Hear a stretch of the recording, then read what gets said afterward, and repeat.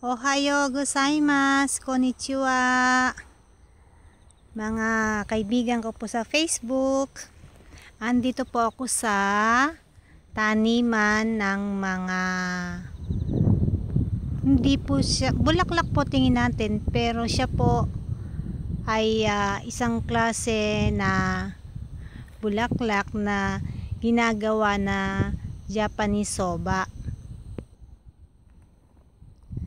Ayan po, kung nakikita niyo po yung mga bulaklak na puti na yan, yan po ang ginagawang Japanese soba. Nakikita niyo po ba kung gaano kalawak yan nandun, mula sa kaliwa hanggang dun, sa may kanan, yan po. First time ko po magko-coverage ng bulaklak ng soba. Kung alam nyo po yung Japanese soba, kung nakakain na po kayo nun, yan po yung bulaklak niya. Mga by December, aanihin na po yan. Sarap po yan. Yan po. Gusto ko pong makita kung paano po inaani po itong soba na to. Actually, kung nakikita nyo po siya, ayan, yan po yung lupa niya. Parang ano ba to? Makahiya ba yan? Hindi naman. Mukhang makahiya lang. So, yan po yung puno ng soba. Para lang po, malambot lang po siya yung puno niya. Yan po. Yan.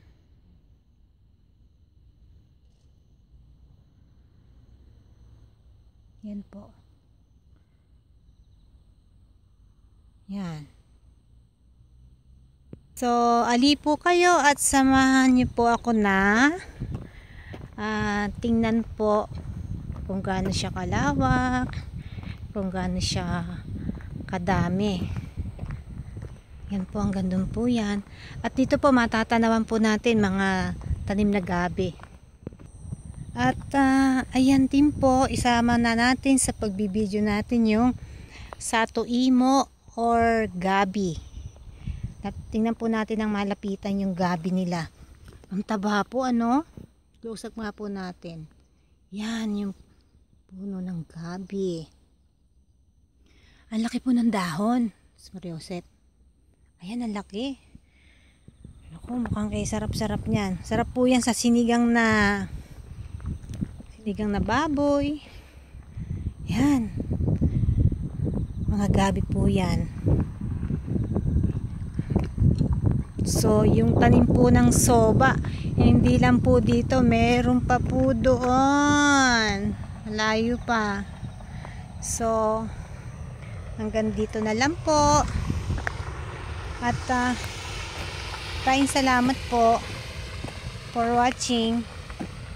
At muli po natin balikan yung puno ng soba para po makita rin nyo po na ito pala yung kinakain nating soba. Teka, tutuloy ako dito ha. Yan po. At ano siya, makuan din siya, tigas-tigas ng konti. Yan po. Para lang po siyang baging. Yan. Yan po. Ang ganda ng bundok, ano? Ganda ng kulay.